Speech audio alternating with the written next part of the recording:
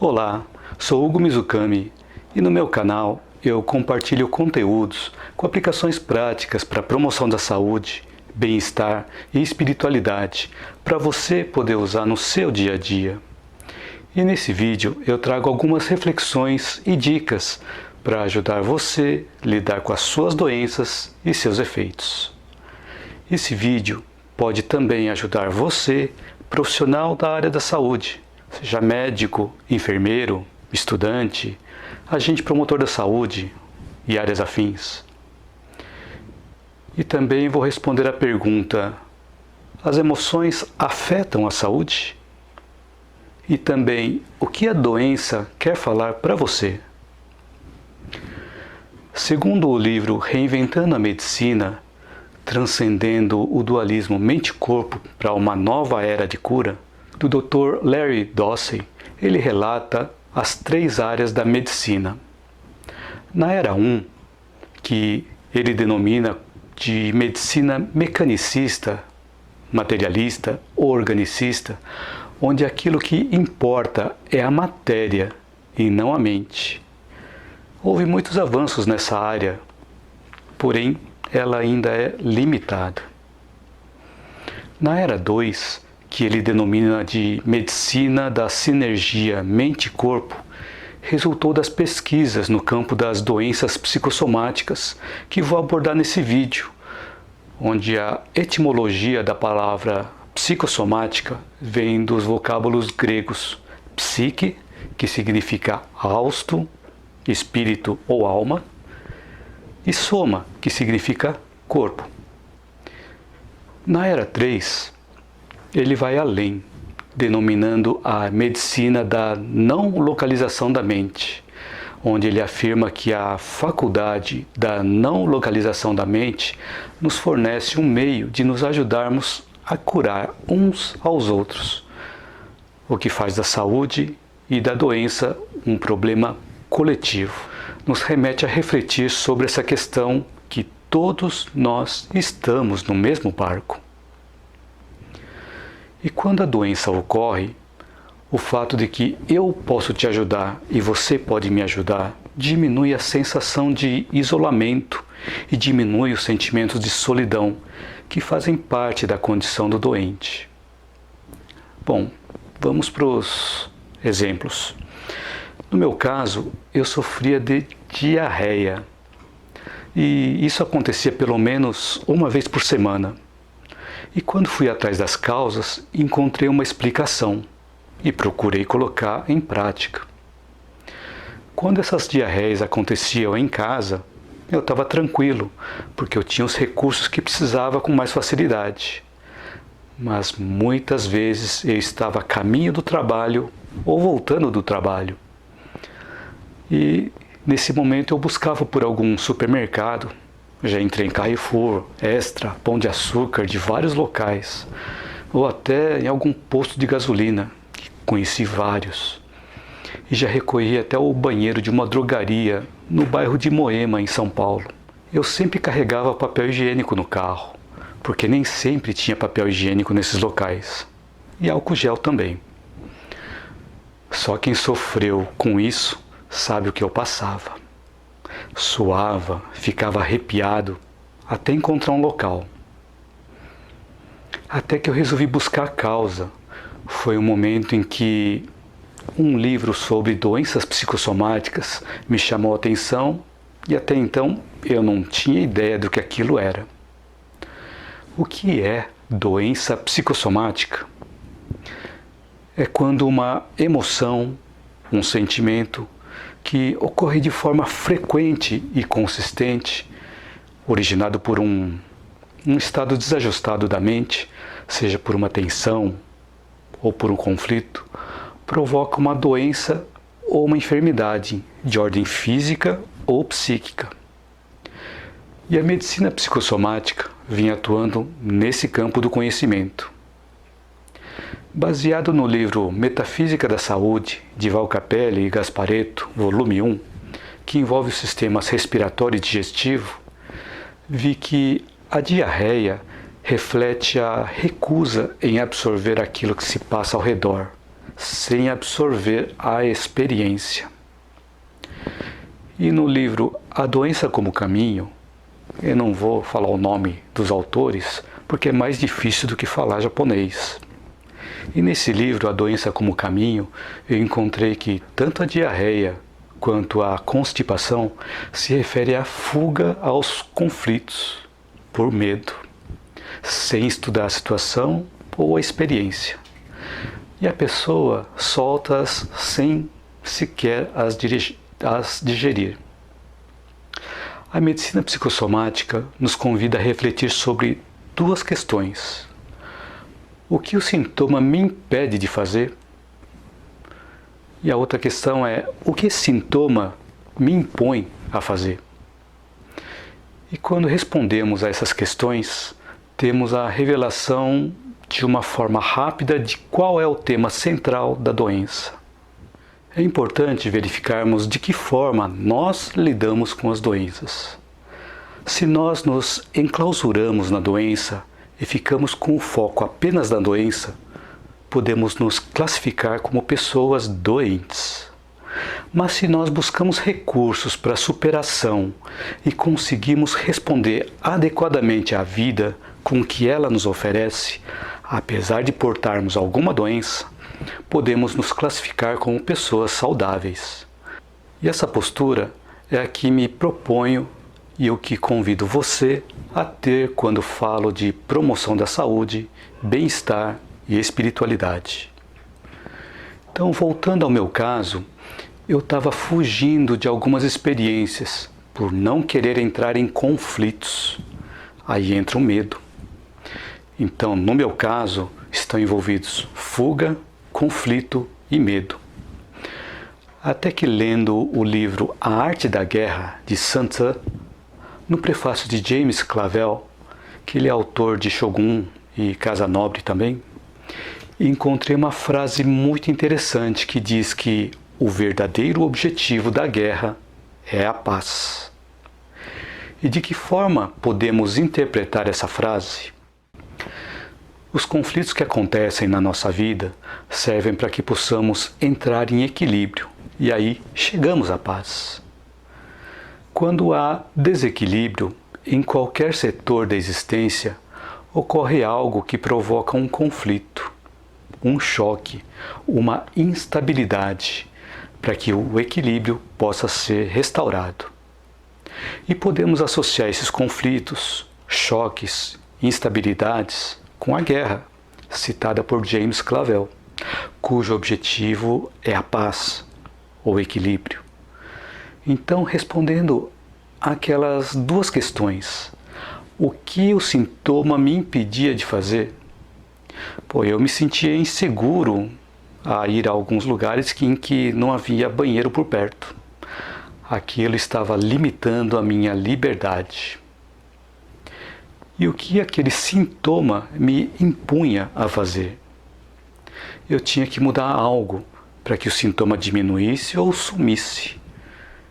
E não tomei a postura de que é assim mesmo e que eu tenho que conviver o resto da minha vida com isso. Então eu passei a encarar os problemas de uma forma mais madura para procurar entender os ensinamentos embutidos nas experiências. E conforme eu ia implementando essa forma de ver as coisas, comecei a evitar fugir aos conflitos e a diarreia gradativamente foi deixando de ocorrer, até não ocorrer da forma como acontecia. Agora aparece de vez em quando, nas situações em que eu excedo em alguma alimentação muito gordurosa ou devido a alguma infecção causada por algum alimento estragado. Assim como a natureza não dá saltos, essa mudança em nós também não ocorre de repente, porque as células estão acostumadas a determinados estímulos contínuos, que quando ocorre de forma diferente, ela trata como exceção. Por exemplo, de vez em quando eu vejo postagens que dizem que o problema não é o que nós comemos entre o Natal e o Ano Novo, e sim o que nós comemos entre o Ano Novo e o Natal. É a frequência e a constância do que fazemos e do que pensamos que conta mais e não apenas as exceções. Vou apresentar alguns estudos científicos mais adiante nesse vídeo. Outro sintoma que eu tinha, mas não me afetava, era a pressão baixa. Eu me lembro que quando eu entrei na faculdade e passei pelo exame médico, o médico mediu a minha pressão arterial e falou: deu 10/6. Tá tudo bem com você? Você não está sentindo tontura? Eu disse que não. E aí ele completou: também para esse tamanho todo que você tem, não precisa de muita pressão. Até o médico fazia bullying comigo. Na época eu tinha 17 anos de idade e não costumava me consultar com médicos, pois eu não via essa necessidade, porque eu me sentia saudável. E realmente não tinha nada de anormal, com exceção da diarreia que eu comentei antes. Seguindo a mesma linha de raciocínio, pesquisei as causas da pressão baixa e verifiquei que ela também estava ligada à fuga dos problemas. Conforme eu fui mudando a minha forma de pensar e de agir, no caso da diarreia, a pressão baixa também chegou aos níveis considerados normais pela medicina. Certa vez, eu estava em uma reunião de trabalho em um ambiente muito estressante. E durante a reunião comecei a sentir dor nos olhos. E os olhos começaram a lacrimejar tanto e doía tanto que quase não conseguia ficar com os olhos abertos. Imagina eu, japonês, com os olhos pequenos e não conseguia abrir os olhos. E assim que a reunião terminou, consegui agendar uma consulta oftalmológica de emergência. Ao ser atendido, a oftalmologista me disse que a pressão dos meus olhos estava alta. Me receitou um colírio e alguns exames. Logo eu percebi a causa da pressão ocular alta, o ambiente de estresse ao qual eu estava envolvido. Fiz os exames e o colírio para redução da pressão ocular foi mantido. Regularmente eu fazia consultas de acompanhamento da visão e da pressão ocular. E nesse período eu tinha que tomar alguma ação. Mas o que fazer quando se trabalha em um ambiente altamente estressante, na qual eu estava sendo afetado de alguma forma? Bom, o ambiente não ia mudar. Se aquilo estava acontecendo, era por algo que eu havia provocado no passado recente ou remoto. E eu estava sentindo na pele o que eu fiz alguém sentir. Pela lei natural, era um efeito de algo que eu havia causado. Além disso, qual o aprendizado que estava embutido naquela experiência? Com isso eu comecei a entender melhor a causa de tudo aquilo, refletindo nos momentos em que eu havia provocado ambiente de estresse. Essa foi a primeira parte do aprendizado. Entender por que aquilo estava acontecendo comigo. E a outra parte foi: o que fazer com isso?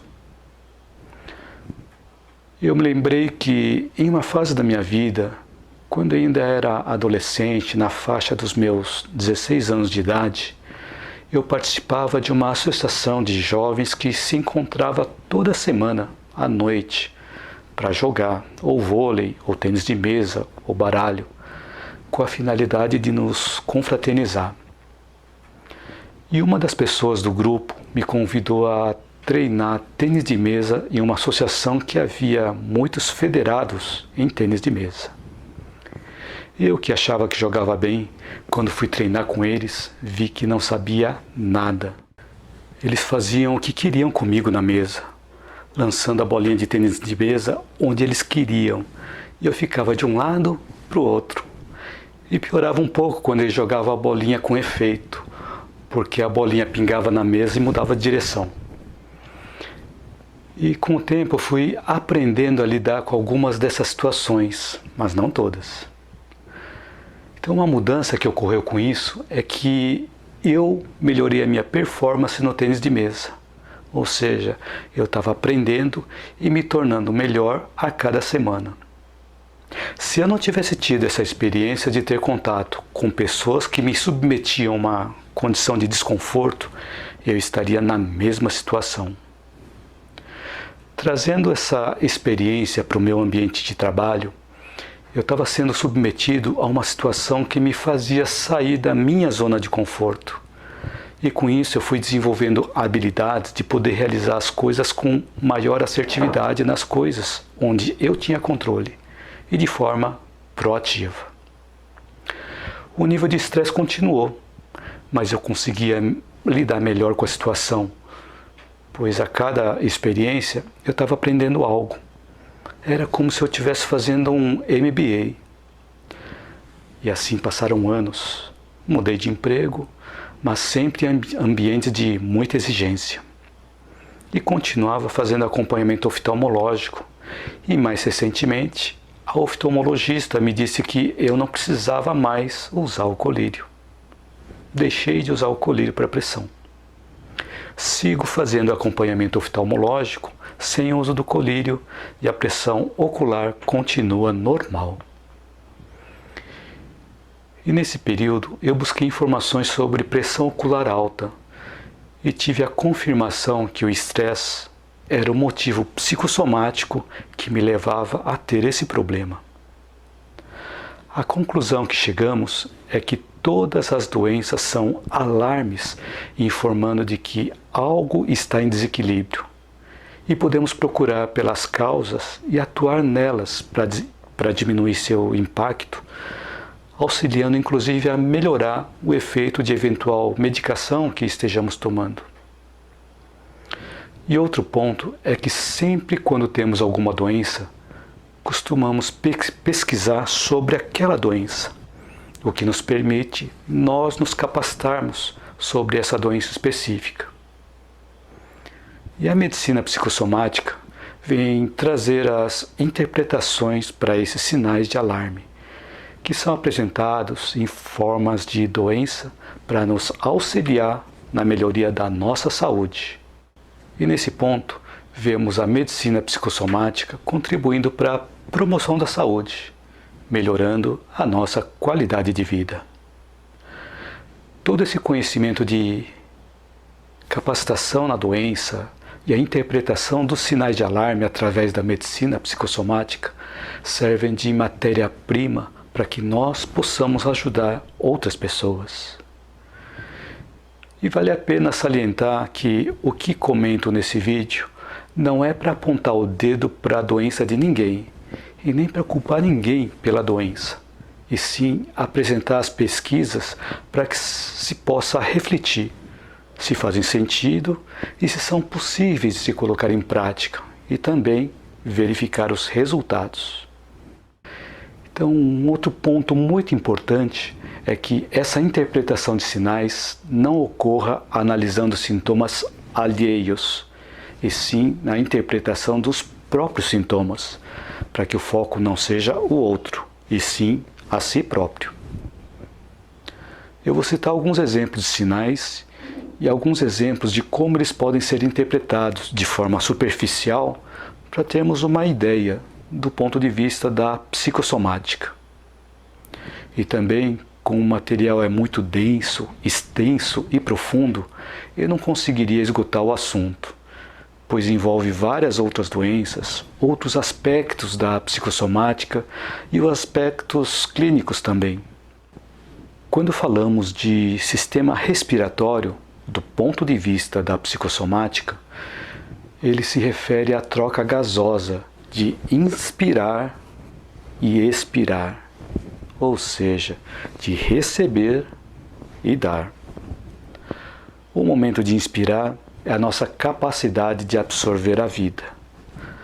E o momento de expirar é a nossa capacidade de exteriorizar os nossos conteúdos interiores. Quando uma etapa não está em equilíbrio com a outra, a tendência é que apareçam outros sinais. No caso da asma brônquica, ela pode ocorrer quando a pessoa quer absorver tudo e não expelir nada. Isso causa uma sensação de asfixia. Você pode fazer um exercício de apenas aspirar e não expirar. Terá uma ideia dessa sensação de asfixia, se ficarmos apenas aspirando e não expirar nada. E pode ocorrer também quando a pessoa anseia por amor e não consegue ser amável. A asma brônquica está relacionada à ansiedade pelo desejo de poder controlar o ambiente à sua volta. Um outro caso é o caso do ronco, que eu também passo por isso, e segundo a minha esposa diminuiu bastante. Está relacionado com a teimosia de não abrir mão dos valores ou dos pontos de vista. Venho me monitorando com relação a essa questão. E quando falamos de sistema digestivo ou sistema digestório, do ponto de vista da psicossomática, ele se refere a digerir o que vem de fora.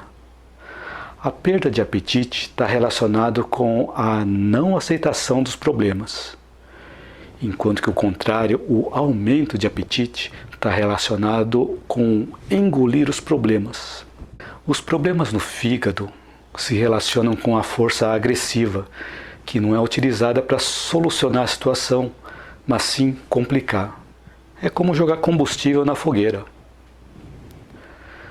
A pancreatite está ligada à raiva, frustração, amargura. A úlcera, também conhecida como gastrite, ocorre quando se tem uma atividade mental proporcionalmente maior aos fatos.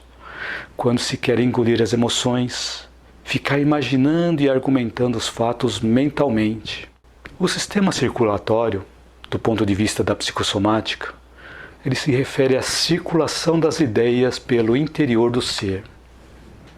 E quando ocorrem problemas no sistema circulatório, podem ser indicações de recusa, resistência ou indiferença em admitir o que está acontecendo em sua vida ou com alguém do seu convívio.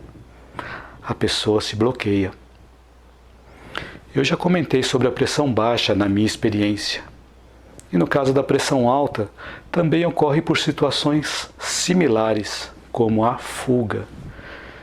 Mas nesse caso da pressão alta, ela ocorre como fuga dos problemas de ordem afetiva através da preocupação ou dedicação excessiva aos afazeres.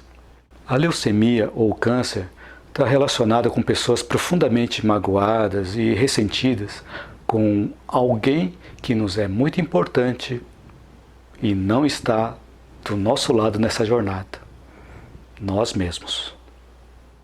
No caso do sistema urinário, ela representa a manifestação dos sentimentos que estabelecem os relacionamentos afetivos.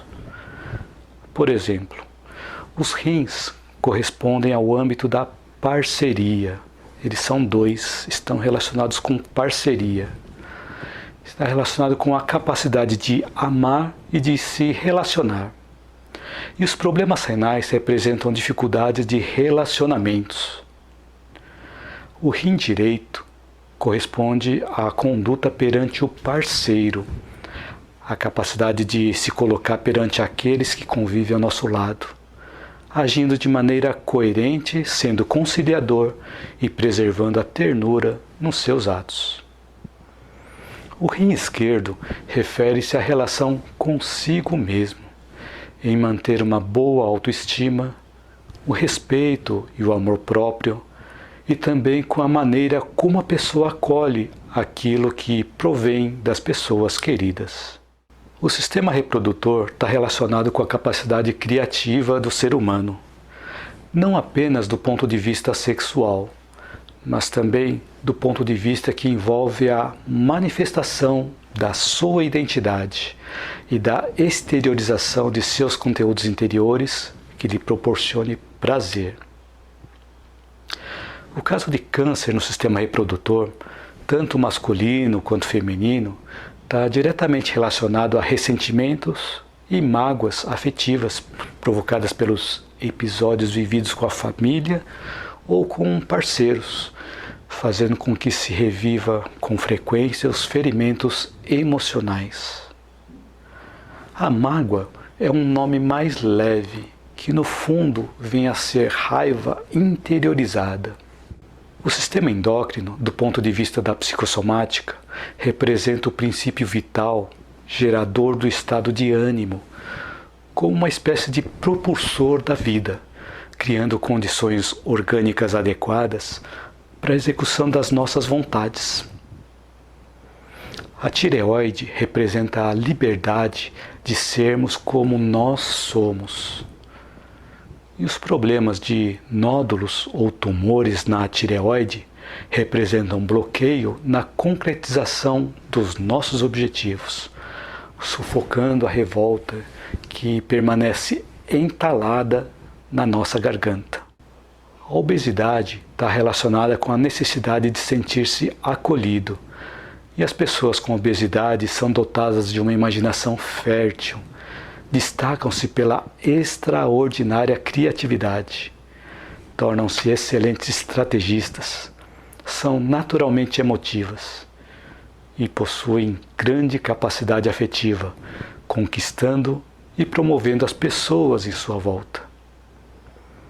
No caso da magreza, a pessoa sente-se desamparada e, quando solicitadas a colaborar com alguma atividade, sentem-se compromissadas a participar. Tendem a se colocar na condição de vítimas, esperando que os outros se mobilizem em seu auxílio, e, se o fizerem, reforçam ainda mais sua fragilidade e insegurança. O sistema ósseo, do ponto de vista da psicossomática, está relacionado com a consistência interior, que nos torna seguros para interagir com a realidade.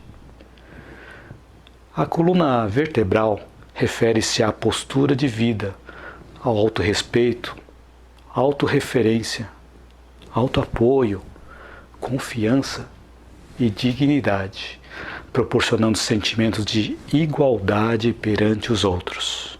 O sistema muscular reflete a arte de realizar aquilo que almejamos e o poder de nos mover em busca dos objetivos.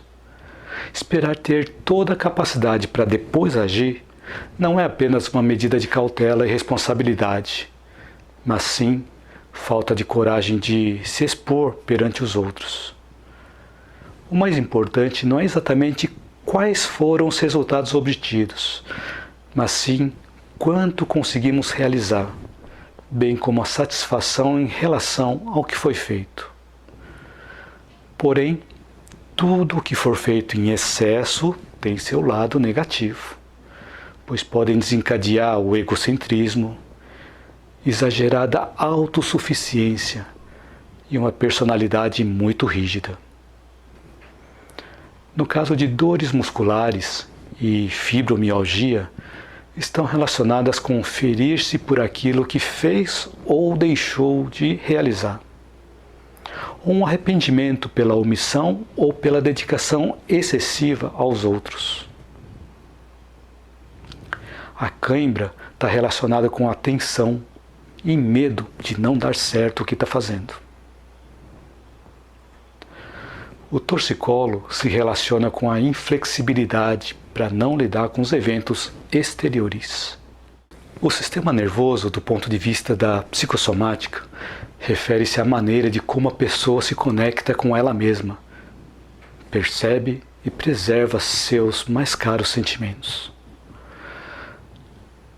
O sistema nervoso central é o eixo que nos conecta com o corpo e situa-nos na vida, possibilitando a manifestação da consciência. Representa o elo conosco mesmos. Os casos de dor de cabeça, enxaqueca, podem representar extrema assiduidade, ou preocupações excessivas, ou pensamentos possessivos, e também pode representar congestão mental. O sistema nervoso periférico representa ligação para consigo mesmo, possibilitando a consciência ou equivale a um elo com o mundo exterior. Um problema muito comum é a dor ciática, que se refere à maneira como estabelecemos contato com a realidade, com os eventos exteriores, com o nosso dia a dia. Preocupações demasiadas no amanhã representam falta de fé em si mesmo e na vida. Essa dor também reflete o abalo da pessoa em relação às ocorrências ruins, principalmente em se tratando da família ou do trabalho. Vimos que as doenças, do ponto de vista da psicossomática, são causadas pela nossa maneira de ver o mundo à nossa volta e o modo de como lidamos com as situações que aparecem. Muitos procuram culpar alguém ou culpar a situação. E o ponto mais importante aqui é lembrar que nós somos responsáveis pelo que acontece conosco. E muitas vezes não percebemos os potenciais que temos dentro de nós para aprender e lidar com as adversidades. Agora, abordando o tema doenças hereditárias, na minha família há um histórico de diabetes, pressão arterial alta e câncer. E dizem que essas doenças são hereditárias e muitos médicos acreditam nisso. Até o momento, eu, com 55 anos de idade, não sou portador de diabetes, nem de hipertensão arterial e nem de câncer. Eu acredito que a genética tem um fator influenciador nas doenças, mas vejo que a herança de comportamentos, costumes e crenças tem uma influência muito maior, chegando até a 90%, fazendo com que a genética influencie 10%.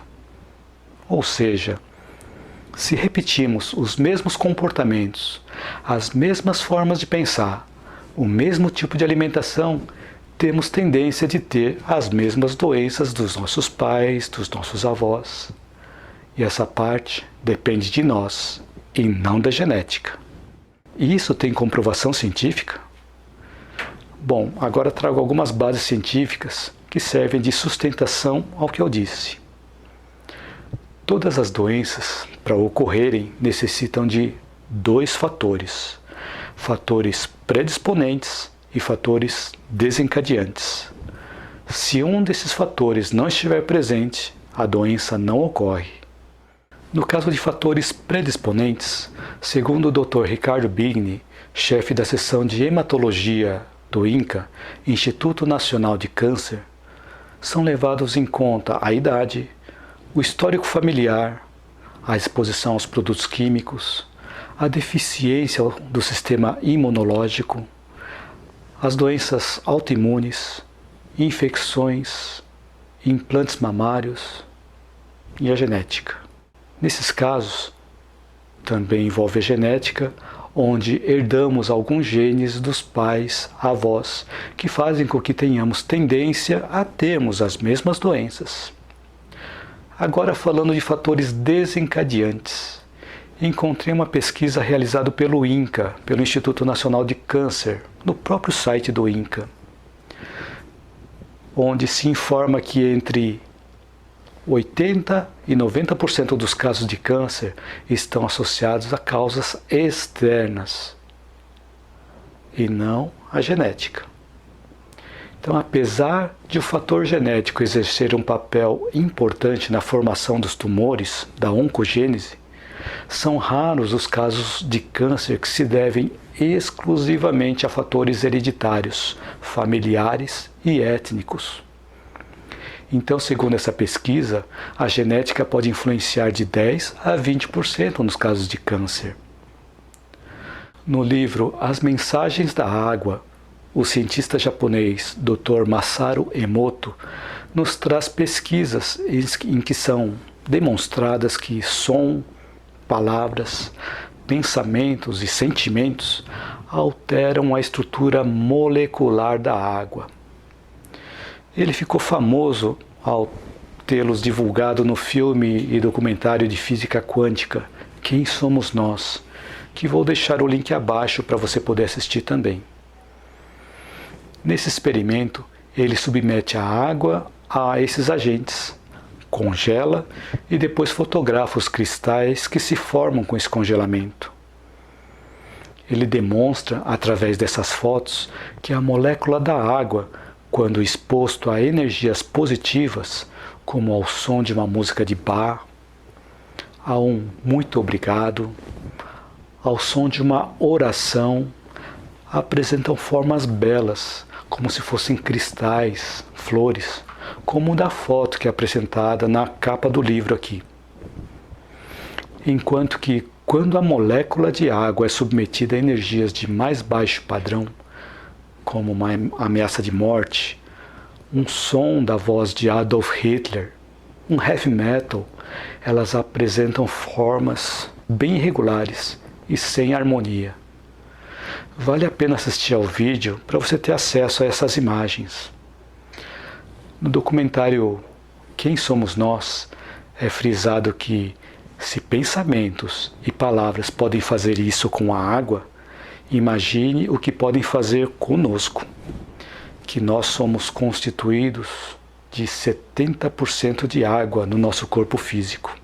Já no livro Código Divino da Vida, publicado pelo geneticista japonês Dr. Kazuo Murakami, ele diz que nós temos genes benéficos e genes prejudiciais, com chave liga e desliga, e que são acionados pela nossa atitude mental, demonstrando que nós podemos provocar uma doença ou bloquear que uma doença se manifeste através da nossa atitude mental. Para complementar essa afirmação, podemos ver no livro Horizontes da Fala, de Miramês, em que ele fala que se as nossas células recebem ordens, então existe comunicação entre elas e o comando. E não é somente falando através da boca ou pelos pensamentos que é dada essa ordem. É igualmente pela vida que nós levamos. E aí está o perigo de vivermos às margens da lei de Deus. Significa que não basta apenas pararmos um tempo do dia ou da semana para conversarmos com as nossas células, com os nossos órgãos. É necessário também que possamos ter uma vida coerente com o que condiz com a saúde das nossas células e dos nossos órgãos. Agora, saindo um pouco dos cientistas japoneses, busquei outras fontes.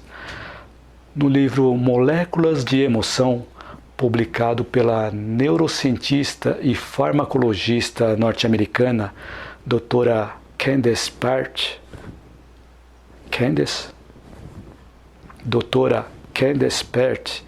ela diz que cada mudança de humor é acompanhada por uma cachoeira de moléculas de emoção, hormônios e neurotransmissores que fluem através do corpo, afetando todas as nossas células.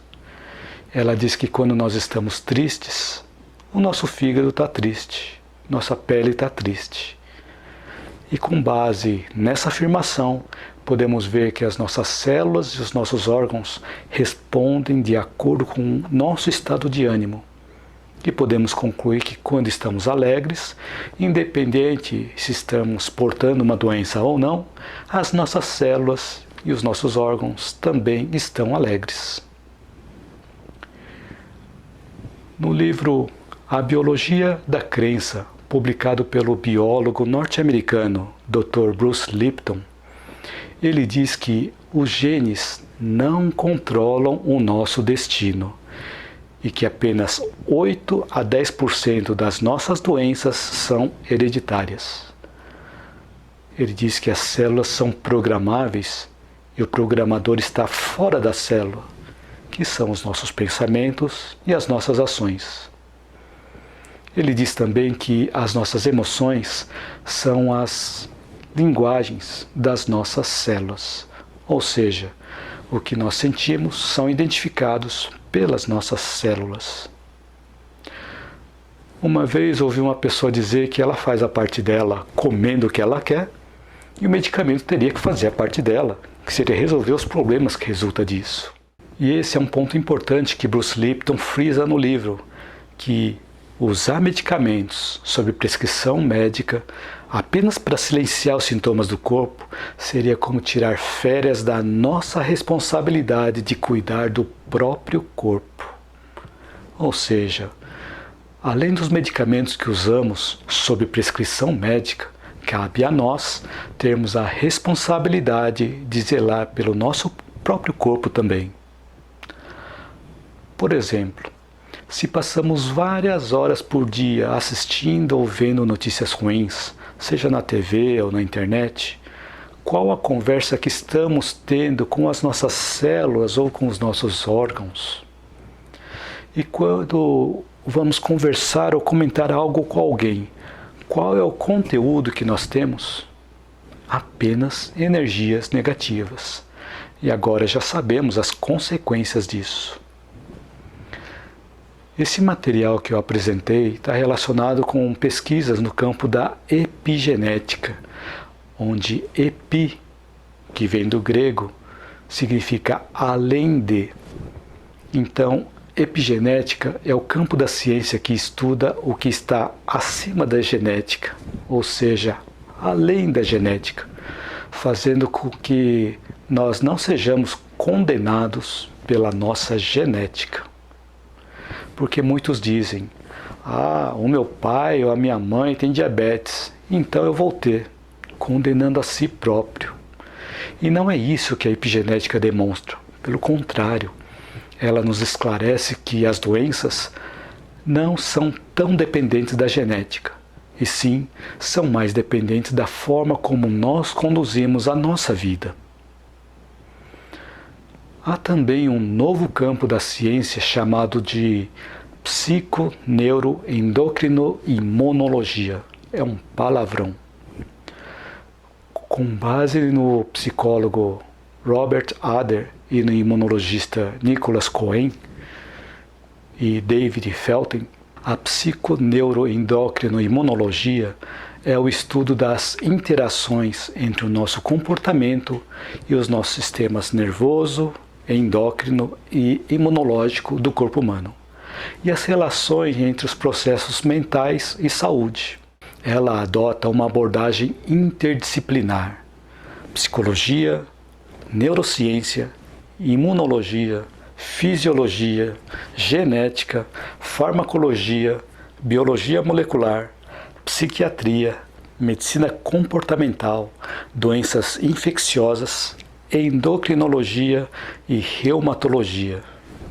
Quando falamos de corpo físico, normalmente associamos a doenças que afetam o nosso corpo, que foram provocadas por nós mesmos. E esquecemos que os patrimônios visíveis da humanidade foram construídos através do nosso corpo. Além do que, quando assimilamos o aprendizado, construímos uma parte do alicerce que nos fortalece para os nossos desafios. No livro publicado por Rubem Alves, Ostra Feliz Não Faz Pérola, ele diz que uma ostra que não foi ferida não produzirá pérolas, pois a pérola é uma ferida cicatrizada. No livro Sobre a Morte e o Morrer, publicado pela doutora Elizabeth Kubler-Ross, ela relaciona 5 etapas para a cura da pessoa. 1. Negação. 2. Cólera. 3. Negociação ou barganha. 4. Depressão. E 5. Aceitação. E no livro Luz Emergente, da cientista Barbara Ann Brennan, ela cita 2 etapas adicionais. Então, além da negação, revolta, negociação ou barganha, depressão e aceitação, ela acrescenta renascimento e criação de uma nova vida. Nós não precisamos passar por todas essas etapas para buscarmos a nossa cura interior, a cura da nossa alma. Porém, é importante que consigamos passar pelas etapas da aceitação e entendimento da doença, do renascimento e criação de uma nova vida. Em uma parte das pesquisas realizadas por Charles Darwin, que foi naturalista, geólogo e biólogo britânico, ele diz que a seleção natural ocorreu através da luta pela sobrevivência do mais forte. Nesse caso, nós vemos a competição pela sobrevivência. E vemos também nas pesquisas realizadas por Lamarck que acrescentou que a evolução é baseada em uma interação cooperativa entre os organismos e o meio ambiente, que lhes permite sobreviver e evoluir em um mundo dinâmico. E nesse caso, vemos o desenvolvimento de competências e o cooperativismo para a sobrevivência. Vale uma outra reflexão aqui, onde a natureza nos ensina que a sobrevivência ocorre pelo desenvolvimento de competências e não através da competição.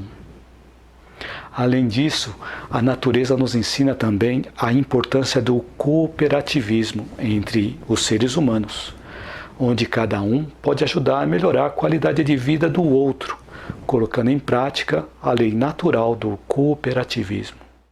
E uma vez eu presenciei uma ave de rapina, não sei se era um gavião, mas era algo do gênero, que ele estava sobrevoando um local e de repente ouvi um som de maritacas gritando.